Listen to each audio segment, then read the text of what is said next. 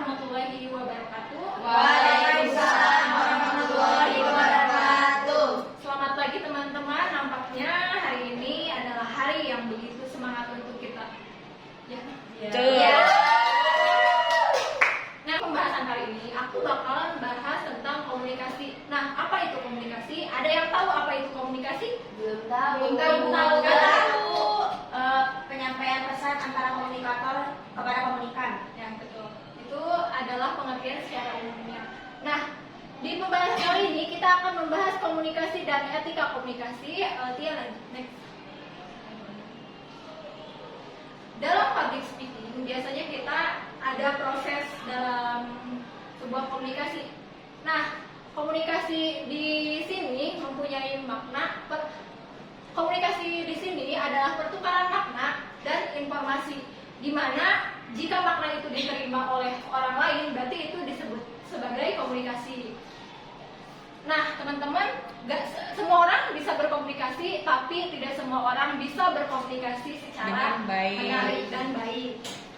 Di sini kita akan mempelajari cara public speaking yang baik dan benar. Nah, guys, jadi komunikasi ini mempunyai aspek retoris. Yang pertama ada komunikator dengan komunikan berbicara seperti lawan. Contohnya seperti penjual dan pembeli. Dua-duanya bisa menerima kebahagiaan atau kesenangan dalam komunikasi tersebut. Yang kedua, ada memberikan argumen.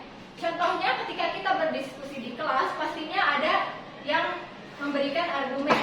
Yang ketiga, kita memerhatikan orang yang di depan dan memberikan argumen. Jadi sebelum kita memberikan argumen, kita harus tahu apa yang dia sampaikan. Makanya penting sekali untuk bisa memperhatikan orang yang berbicara di depan.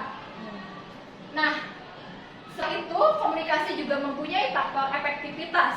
Yang pertama, ada keterampilan berkomunikasi.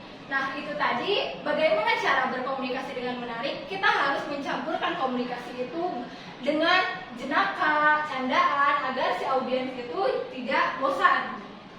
Yang kedua ada sikap komunikator. Sikap komunikator ini termasuk ke sikap fisik atau penampilan yang bisa dinilai sebagai first impression oleh audiens.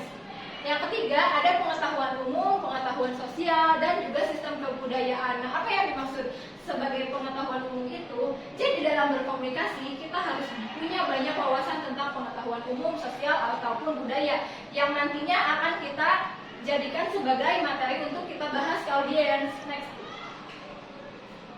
Nah, dalam proses ini juga ada dua faktor. Yang kedua, ada faktor pesan dan medium. Yang pertama, ada elemen pesan. Nah, apa sih elemen pesan itu? Ada yang tahu apa itu elemen pesan? Tidak tahu.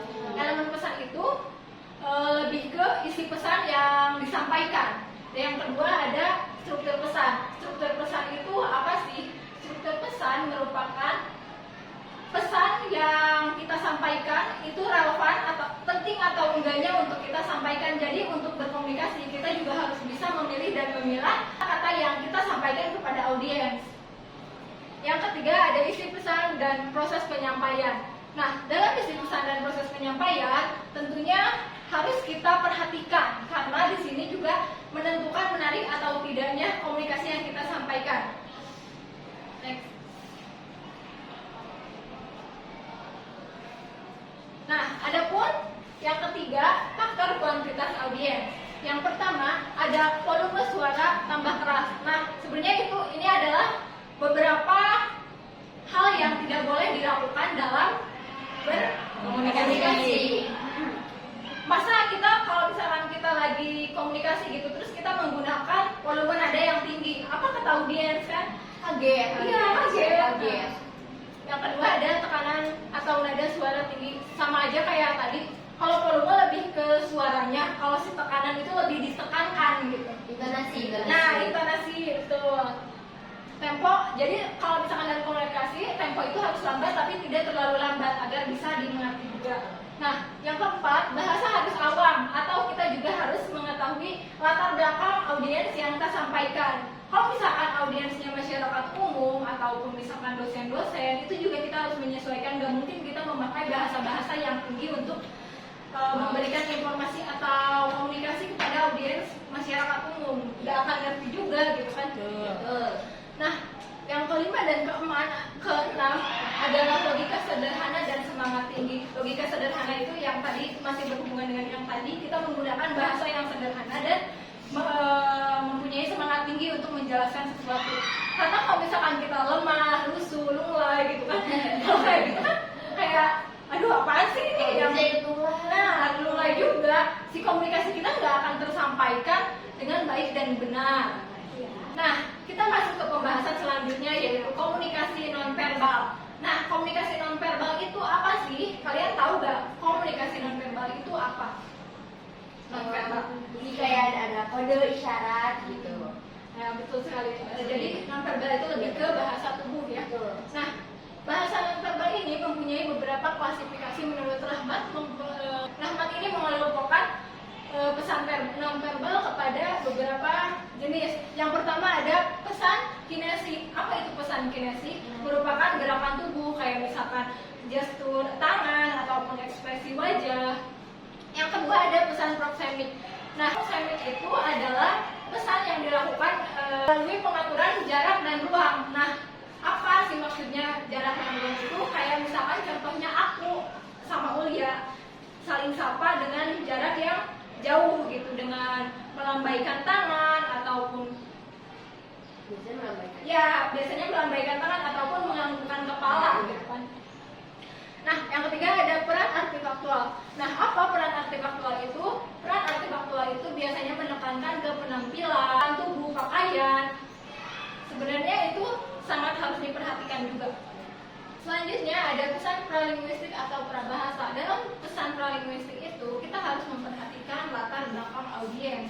Bagaimana cara kita menyampaikan tata bahasa yang akan kita sampaikan agar dimengerti oleh audiens. Yang terakhir adalah pesan sentuhan dan bau-bauan. Yang dimaksud pesan bau-bauan itu dari cara kita memakai wewangian. Gak mungkin kan kita mau tampil di depan pabrik memakai minyak gitu kan, kayak mau ngapain gitu.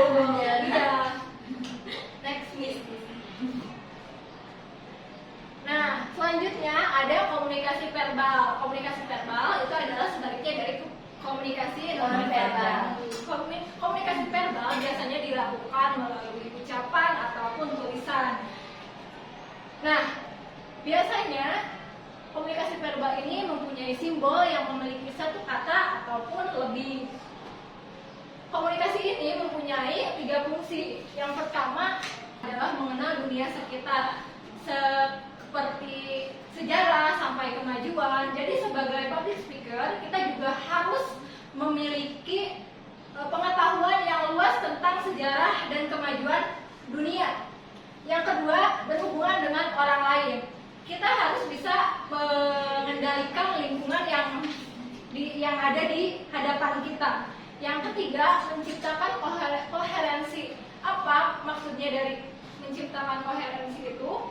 Kita harus menyampaikan pesan yang memberikan satu makna. Kayak kan dalam memberikan pesan itu kita ada perbedaan bahasa. Kayak misalkan arti amis sama manis itu kan beda. Kalau misalkan dalam bahasa Jawa amis itu hanyir atau hanyir. Oh, amis di Sunda itu berarti manis. Nah, bagaimana kita cara menyampaikannya agar si pengetahuan itu bisa diterima oleh semua audiens. Nah, kita lanjut ke komunikasi persuasif. Persuasif itu apa sih?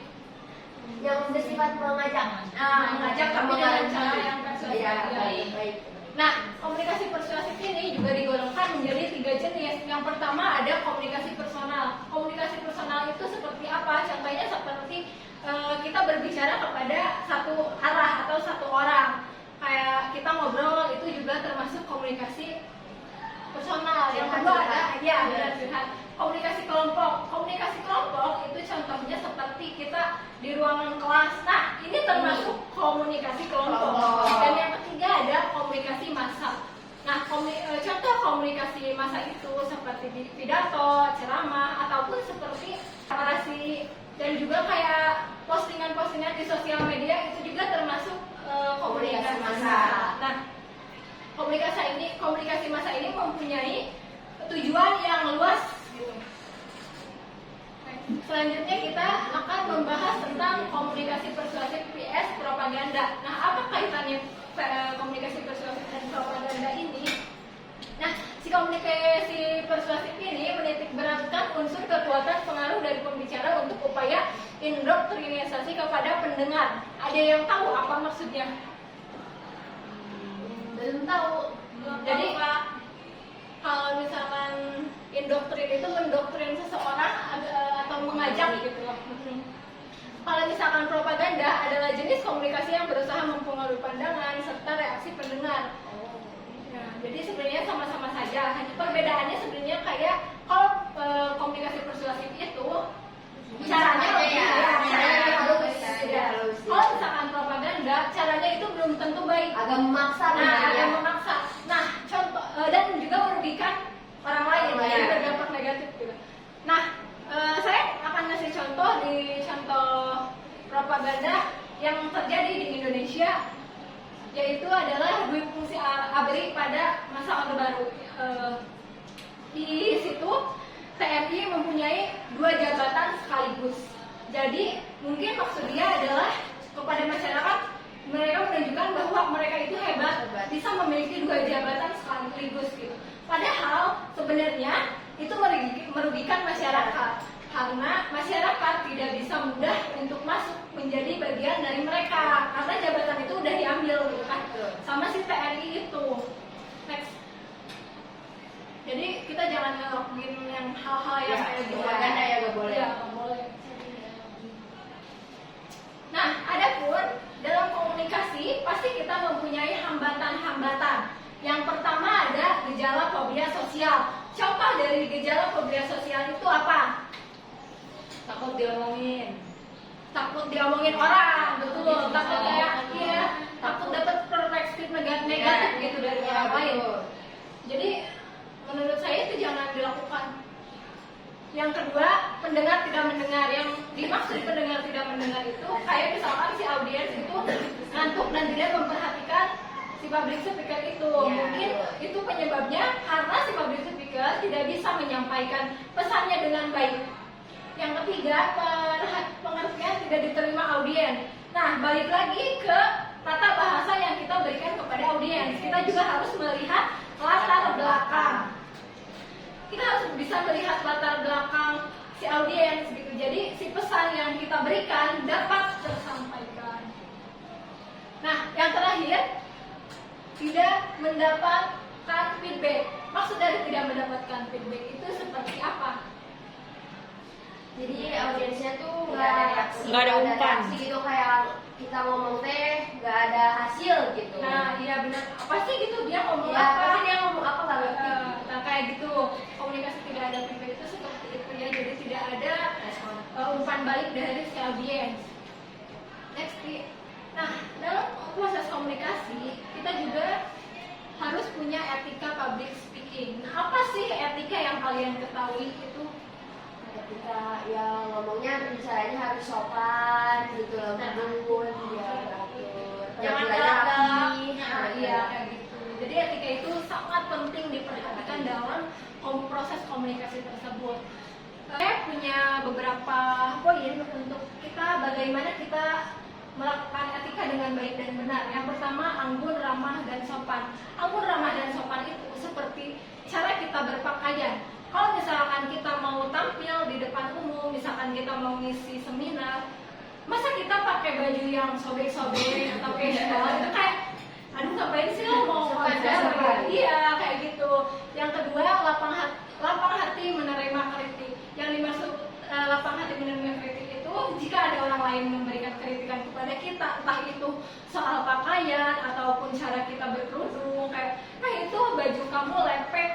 Itu kita jangan sakit hati sama perkataan itu, justru kita jadikan motivasi agar kita bisa menjadi public speaker yang lebih baik. Nah, yang ketiga ada menghindari perdebatan dan pertengkaran. Seringkali orang-orang yang suka berdebat itu merasa dirinya pintar. Padahal di dalam ilmu komunikasi, perdebatan ataupun pertengkaran itu tidak boleh dilakukan. Dengan kita mengalah, justru dalam komunikasi ini kita akan menjadi orang yang lebih Menang. Nah, Bijak. benar. Bijak. Betul. Yang terakhir ada tidak menyinggung perdebatan orang lain.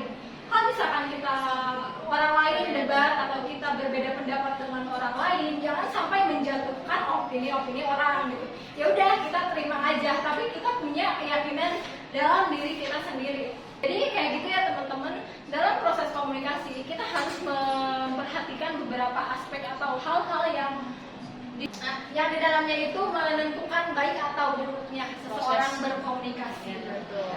Saya Resti Andriani, cukup sekian pembahasan dari saya. Wassalamualaikum warahmatullahi wabarakatuh. Waalaikumsalam.